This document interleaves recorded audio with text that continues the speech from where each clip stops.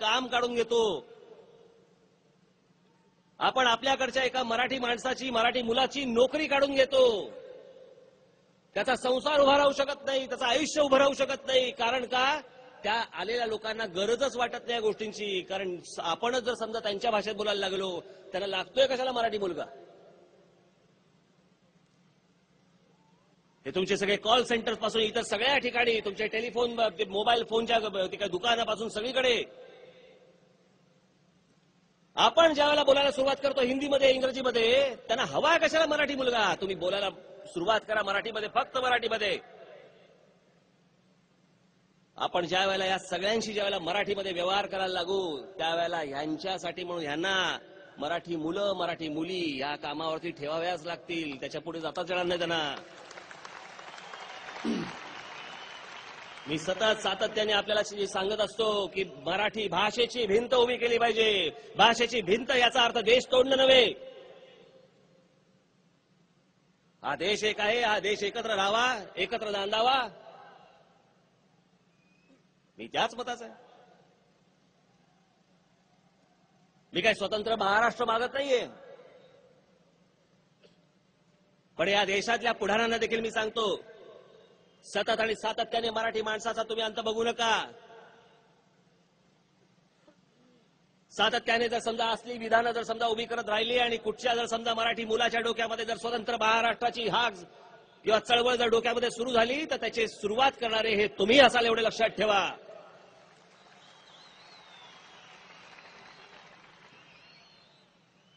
जो प्रांत आहे त्या प्रांतामधल्या मुलांना, तिथल्या स्थानिक मुलांना, अहो भूमिपुत्राची एकदा व्याख्या तरी सांगा ना मला.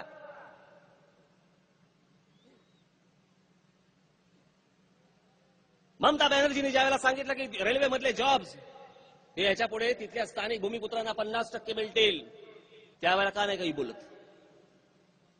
त्याला कोणीच येत नाही. महाराष्ट्र नवनिर्माण सेना असो, शिवसेना असो, भारतीय जनता पक्ष असो, राष्ट्रवादी काँग्रेस असो अथवा काँग्रेस असो, आपली भांडणं आपल्यापाशी. पण मराठीचा मुद्दा ज्यावेळेला येईल, मराठी माणसाचा जेव्हा मुद्दा येईल, तेव्हा आपण सगळे एकत्रच असलं पाहिजे.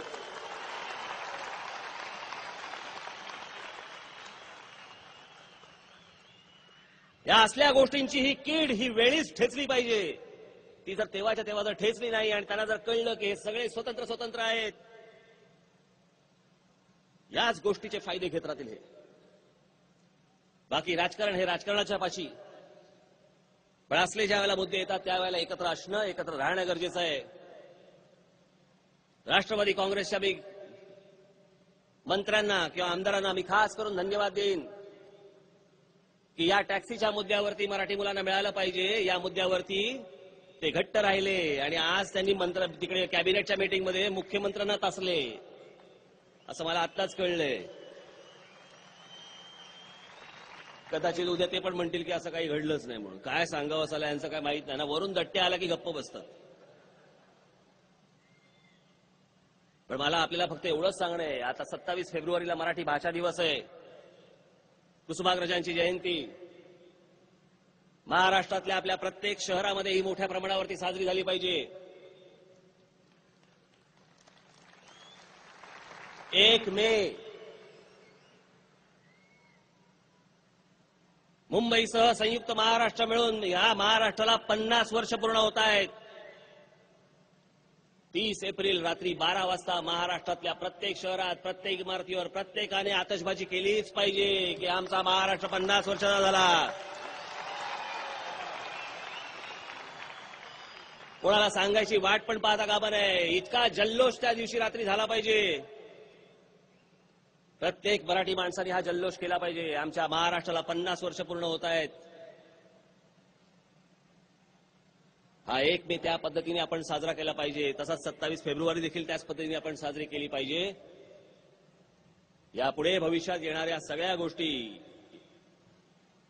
या तितक्याच कडवटपणे, होय आपण मराठी म्हणून तितक्याच कडवटपणे आपण पुढे सामोरे गेलो पाहिजे.